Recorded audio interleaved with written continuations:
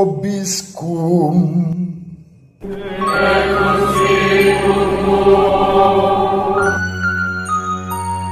Sahabat peradaban kasih ekologis yang terkasih, selamat berjumpa dalam renungan harian bersama saya, Romo Alois Budi Purnomo PR, melalui channel ini.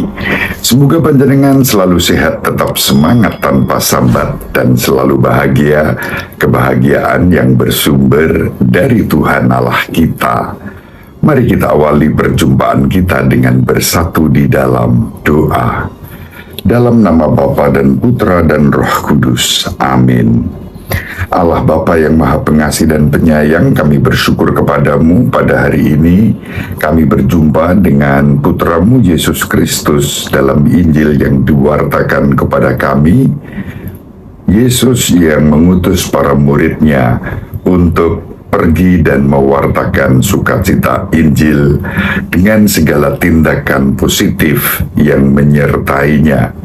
Semua terjadi karena dilakukan dalam nama Yesus Kristus Putramu, Juru Selamat semua orang tanpa diskriminasi sepanjang segala masa. Amin. Dalam nama Bapa dan Putra dan Roh Kudus. Amin. Sahabat peradaban kasih ekologis yang terkasih, mari kita baca Injil Markus bab 6 ayat 7 sampai 13. Sekali peristiwa, Yesus memanggil ke-12 murid dan mengutus mereka berdua-dua. Ia memberi mereka kuasa atas roh-roh jahat dan berpesan kepada mereka supaya jangan membawa apa-apa dalam perjalanan kecuali tongkat. Roti pun tidak boleh dibawa. Demikian pula bekal dan uang dalam ikat pinggang. Mereka boleh membawa, mereka boleh memakai alas kaki, tetapi tidak boleh memakai dua baju. Kata Yesus selanjutnya kepada murid-murid itu, kalau di suatu tempat kamu sudah diterima dalam suatu rumah, tinggallah di situ sampai kamu berangkat dari tempat itu. Kalau ada suatu tempat yang tidak mau menerima kamu, dan kalau mereka tidak mau mendengarkan kamu, keluarlah dari situ dan kebaskanlah debu yang di kakimu sebagai peringatan bagi mereka. Lalu pergilah mereka memberitakan bahwa orang harus bertobat. Mereka mengusir banyak setan dan mengoles banyak orang sakit dengan minyak dan menyembuhkan mereka. Demikianlah sabda Tuhan. Terpujilah Kristus. Sahabat peradaban kasih ekologis yang terkasih, hari ini adalah peringatan wajib Santo Paulus Miki dan kawan-kawannya, para martir kita. Syukur kepada Allah. Bacaan Injil yang diwartakan kepada kita pada hari ini mengajak kita masuk dalam satu misteri sakramen yang begitu penting dalam kehidupan gereja.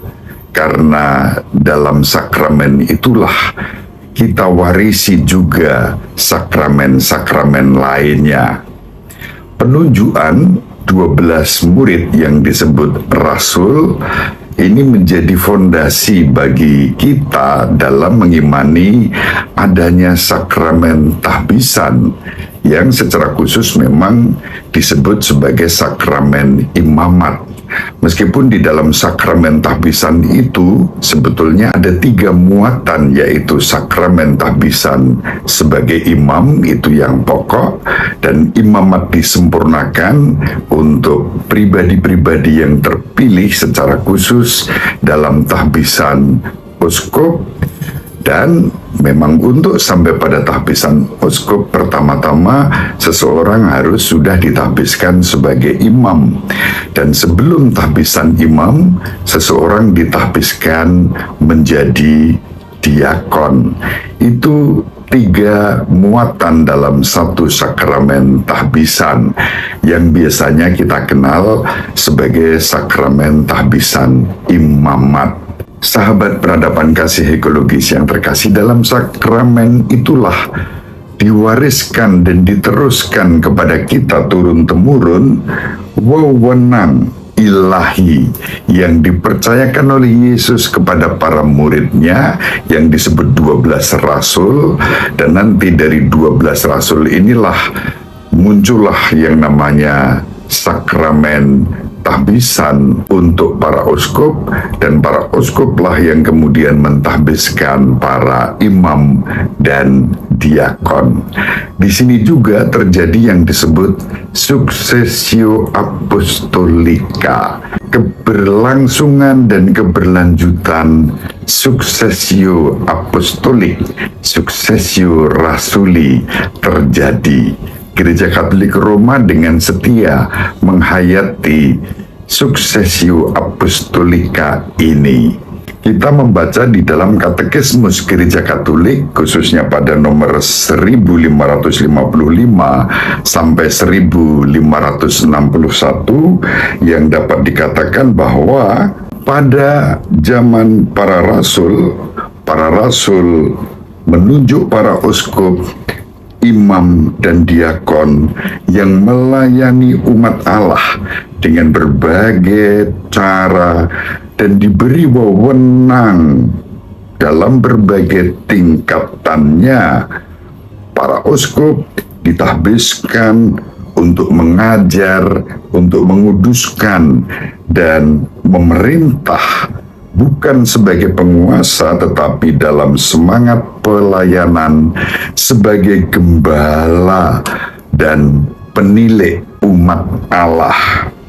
Nanti pada Katekismus Gereja Katolik nomor 1562 sampai 1568 dijelaskan disposisi para imam yang melayani sebagai rekan kerja uskup, sehingga ketergantungan atau relasi yang erat antara imam dan uskup dibangun dalam semangat ketaatan dan kerendahan hati.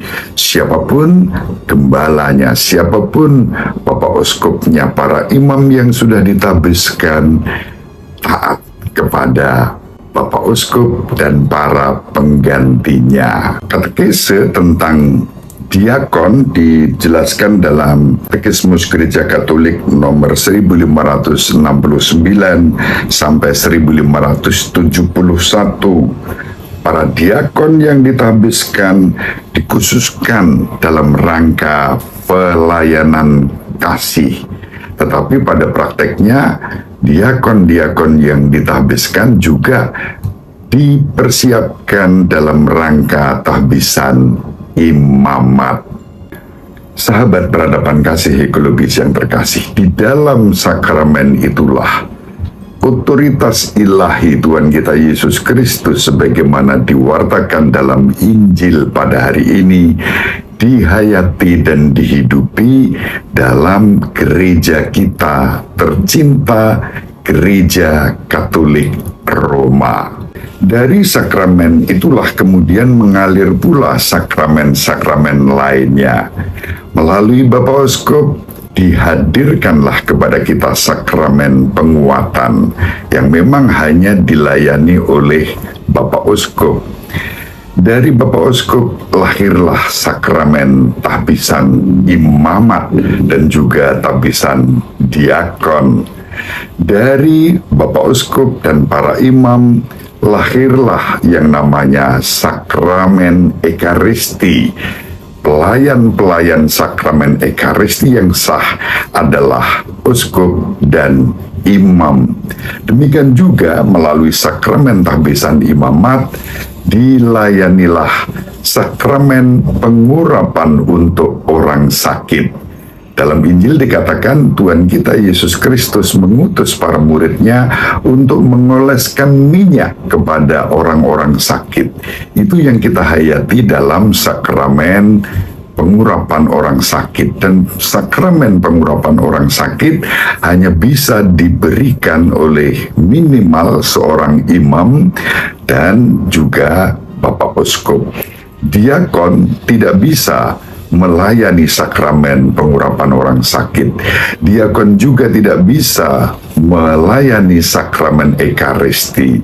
Diakon juga tidak bisa melayani sakramen rekonsiliasi dan pengampunan.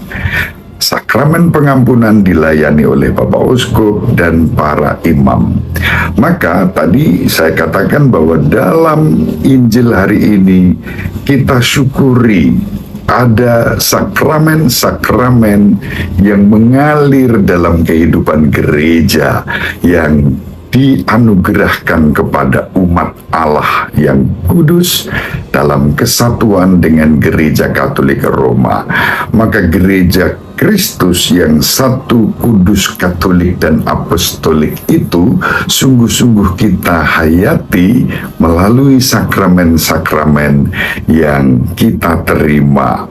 Tentu pertama-tama adalah sakramen baptis, dan dari sakramen baptis ini kemudian orang bisa menerima sakramen Ekaristi, sakramen pengampunan, sakramen pengurapan untuk orang sakit. Dua orang yang dibaptis menikah sah di hadapan minimal diakon, juga imam dan Bapak Uskup. Sakramen perkawinan dianugerahkan untuk mereka. Lengkaplah 7 sakramen dianugerahkan kepada kita. Sahabat peradaban kasih ekologis yang terkasih, mari dengan penuh syukur kita persembahkan hidup kita kepada Tuhan kita Yesus Kristus, dan dalam Yesus Kristus kita persembahkan hidup kita kepada Allah Bapa kita, Bapa semua orang. Dengan bekal segala rahmat dan karunia itu, kita diutus untuk mewartakan sukacita Injil kepada semua orang tanpa diskriminasi, dalam semangat persaudaraan, kerukunan, dan perdamaian. Demikian, semoga bermanfaat. Ibu Maria dan Bapak Yusuf selalu mendoakan kita. Semoga panjenengan semua sahabat peradaban kasih ekologis yang terkasih bersama seluruh anggota keluarga dimanapun berada dibimbing, dilindungi, dan diberkati oleh Allah yang Maha Kuasa, Bapa dan Putra dan Roh Kudus. Amin. Terima kasih, salam sehat, tetap semangat tanpa sambat, selalu bahagia, kebahagiaan yang bersumber dari Tuhan Allah kita. Salve, shalom, salam sejahtera, berkah dalam. Sahabat peradaban kasih yang terkasih, sampai jumpa pada episode berikutnya. Terima kasih atas kebersamaan kita. Salam peradaban kasih ekologis, berkah dalam.